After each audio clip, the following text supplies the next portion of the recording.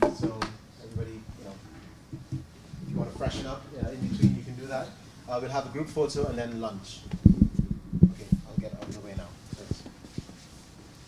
So, hi everyone. Today I'll be talking about learning in physical systems. So, one question you might have come across is how to obtain a material that has some sort of function, that it responds in a way given some stimulus. If you've tried to do this, you might have gone through some sort of iterative design process where, relying on a model of your system, you changed the parameter until you tested the resulting material and it had the desired response. Another way of doing this is through the framework of physical learning, where you would start with the system and with the system that can change locally its characteristics based on its current response to the stimulus until it learned the desired response. So this framework has a couple of advantages. First of all, you're not relying on a model and the imperfections that come with that. It would be the actual physical response. It would be instructing the system how to change so that it responded in the desired fashion. And also it's a nice platform to learn about learning as a collective phenomena, and it has more biological relevance. So we're going to be focusing on learning circuits. So in their most basic iteration, it's what I show here in the picture.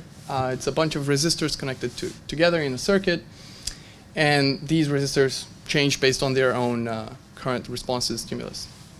So these have been realized both in experiment, which is the picture here, but also in simulation. And they've been shown to be pretty robust to damage. You can take parts out and it's still able to relearn the task. It's able to learn tasks sequentially, different tasks. It's also pretty energy efficient because of how it changes its parameters locally.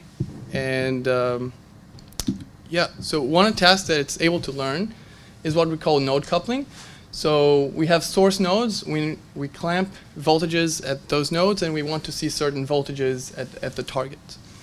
And our question was to understand how this function, this collective response, came up from changing the resistors locally. So our first observation was that the network, after learning, was divided in some limits. So while you started with just one network, at the end of learning you had different pieces.